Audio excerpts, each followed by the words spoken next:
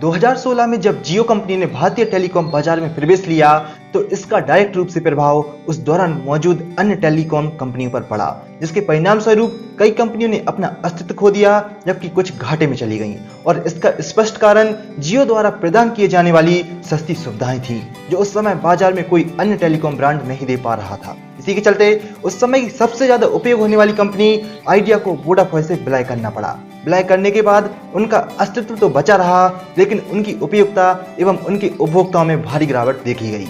इस वीडियो में हम इसी आइडिया कंपनी की बात विस्तार से करेंगे। तो चलिए आइए शुरू करते हैं एवं सबसे पहले नजर डालते हैं आइडिया से वोडाफोन आइडिया तक के सफर पर।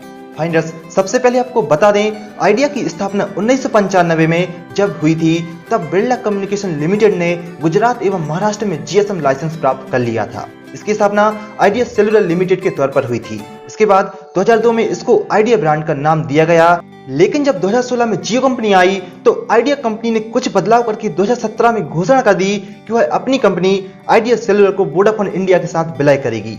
जुलाई 2018 में इस कंपनी को दूरसंचार विभाग यानी कि डिपार्टमेंट ऑफ टेलीकम्युनिकेशन से अप्रूवल प्राप्त हो गया, जिसके बाद अगस्त 2018 में नेशनल कंपनी लॉ ट्रिब्यूनल ने इस विलय प्रस्ताव को अंतिम अनुमति प्रदान कर दी। इस प्रकार अगस्त 2018 को यह मर्जर पूरा हुआ, जिसके बाद इसका नया नाम वोडाफोन आइडिया लिमिटेड रखा गया। आपको बता दें, वोडाफोन आइडिया लिमिटेड एक भारतीय टेलीकॉम ऑपरेटर है।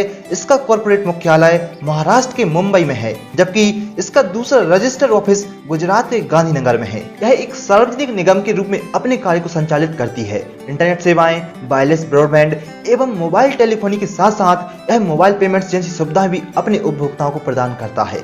31 मार्च 2020 के आंकड़ों के अनुसार इसका सब्सक्राइबर बेस करीबन 319.19 मिलियन का था, जो इसको भारत का तीसरा सबसे बड़ा मोबाइल टेलीकम्युनिकेशन नेटवर्क बनाता है।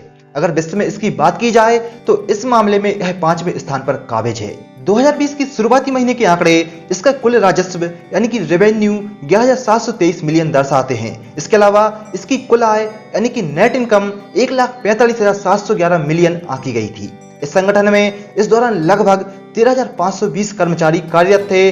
और अगर हम संचालन विभाग पर बात करें तो वर्तमान समय में इसके चेयरमैन कुमार मंगलम बिरला हैं और इनके साथ सीईओ की भूमिका में रविंद्र टक्कर हैं।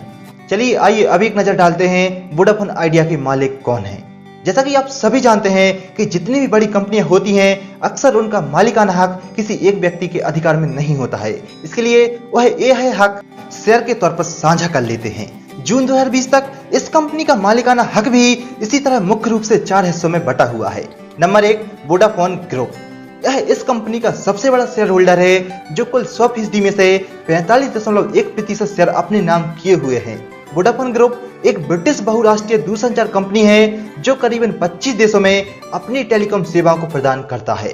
Number 2, Aditya Birla group. कुल 26% शेयर के साथ यह ग्रुप इस कंपनी का दूसरा सबसे बड़ा शेयर होल्डर है। आदित्य बिरला ग्रुप एक भारतीय कॉन्ग्लोमेरेट यानी कि समूह है जो मुख्य रूप से सीमेंट, कपड़े, केमिकल्स, दूरसंचार एवं धातुओं का व्यवसाय करता है। इसका व्यापार दुनिया के करीबन 34 देशों में होता है।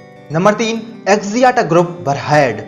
इस कंपनी के मालिकाना हक में तीसरे हिस्सेदार के रूप में एक्सियाटा ग्रुप बरहेड आता है। इसकी कुल हिस्सेदारी 8.17% है। इस ग्रुप को ज्यादातर लोग एक्सियाटा के नाम से जानते हैं। यह मलेशिया की एक दूरसंचार कंपनी है जिसका ज्यादातर कार्य एशिया महाद्वीप में होता है। Number 4, private equity. Vodafone idea का तीसरा सबसे बड़ा शेयर प्राइवेट इक्विटी के तौर पर प्राइवेट कंपनियां खरीद लेती हैं। यह हिस्सा कुल 20.73% है। जो कंपनियां यह शेयर खरीदती हैं वह मुख्यतः निजी स्वामित्व वाली होती हैं जो स्टॉक एक्सचेंज में सूचीबद्ध नहीं होती हैं।